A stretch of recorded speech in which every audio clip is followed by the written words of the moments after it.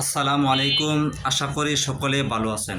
আজকে আমি আপনাদের মাঝে উপস্থিত হওয়ার মেন উদ্দেশ্য হলো, আমরা অনেক আছে ইন্ডিয়া ডাবল এন্ট্রি ভিসা নেওয়ার জন্য অনেকবার চেষ্টা করেছি, কিন্তু ভিসা পাই নাই। কারণ কি, সমস্যা কি, সেই সম্পর্কে আমি আপনাদের মাঝে আজকে কথা বলবো। আমি আনোয়ারুল মুস্তফা পরশ, গোফ্লাই হজ গ্রুপের পক্ষ হতে। তো আজকে প্রশ্ন হলো যে, আমরা অনেকে আছি ডাবল এন্ট্রি ভিসা নেওয়ার জন্য ট্রাই করতেছি, চেষ্টা করতেছি, কিন্তু আমরা ডাবল এন্ট্রি ভিসা নিতে পারতেছি না, অথবা ডাবল এন্ট্রি ভিসা হইতেছে না। এর সমস্যাটা কি, সেই সমস্যা সম্পর্কে আজকে কথা বলবো।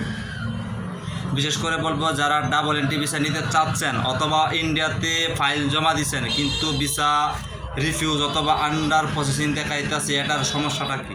অথবা আমরা অনেকে আছি যে আন্ডার প্রসেসিং, আমরা মনে করি যে হয়তো আমাদের ইন্ডিয়ান ডাবল এন্ট্রি ভিসা লাগছে, সেটা কি কতটুকু সত্য, আসলে কি, সেই সম্পর্কে আমি একটু কথা বলবো।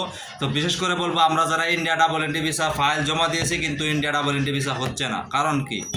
আসলে ইন্ডিয়া ডাবল এন্ট্রি ভিসা না হওয়ার কয়েকটা কারণ আপনাদের মাঝে থাকতে পারে। এক হলো, আপনাকে অরিজিনাল ওয়ার্ক পারমিট, অথবা আমরা অনেকে আছি যে ফেক ডকুমেন্ট দিয়ে আমরা এই ওয়ার্ক পারমিট তৈরি করে India double entry visa face করতে চাচ্ছি। কিন্তু ইন্ডিয়া ডাবল এন্ট্রি ভিসা যদি আমরা সঠিক অথেন্টিক কাগজ দিয়ে আমরা অ্যাপ্লাই করেছি, কিন্তু আমরা ইন্ডিয়া ডাবল এন্ট্রি ভিসা পাচ্ছি না। এর মেন সমস্যা হলো, আপনাকে সঠিক ডকুমেন্ট প্রয়োগ করতে হবে, কিন্তু আপনাকে সিরিয়াল টু সিরিয়াল সেগুলো সাজাতে হবে। আপনাকে এমনভাবে ফাইলটি গোছাতে হবে যে আপনার প্রত্যেকটা ফাইলে যেন কোনো ত্রুটি না থাকে, তারা যাতে কোনো রকমে আপনাকে কোনো ফাইলের মধ্যে ত্রুটি না ধরতে পারে, সেই সম্পর্কে আপনার খেয়াল থাকতে হবে।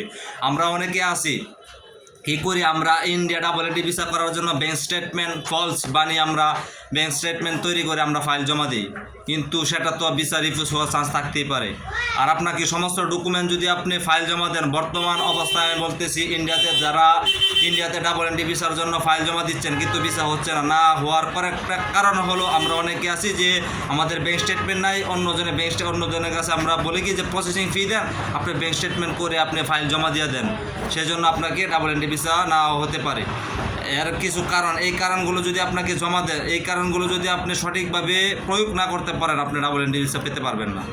আর আপনাকে ইন্ডিয়া ডাবল এন্ট্রি ভিসা পাওয়ার জন্য বিশেষ করে বলবো, সমস্ত ডকুমেন্ট যেন অ্যাডজাস্ট করতে পারেন এবং প্রত্যেকটা ডকুমেন্ট সঠিকভাবে রাখতে পারে, সেই সম্পর্কে আমরা একটু অবগত থাকবো, যাতে আমাদের যে ফাইলগুলো আমরা জমা দিব সমস্ত ফাইলগুলো যাতে ঠিকঠাক থাকে। এবং দিল্লি অথবা আপনি যে এম্বাসি ফেস করবেন, সেই এম্বাসির আগে অ্যাপয়েন্টমেন্ট ডেট আপনি বুক করে নেবেন। শুধু তাই নয়, জিমেলের মাধ্যমে আপনি ইন্ডিয়া আইবিএসির মাধ্যমে বলবেন যে মেল করে যাতে পাঠিয়ে দিয়ে, তারা চেক দিলে যাতে বুঝতে পারি না যে আপনার ইন্ডিয়া এম্বাসি ফাইল কনফার্ম করা হয়েছে, যে আপনি ইন্ডিয়া এম্বাসি ফেস করতে যাবেন, দিল্লি এম্বাসি ফেস করতে পারবেন আদার্স কোনো দেশে আপনার ভিসা লাগানোর জন্য।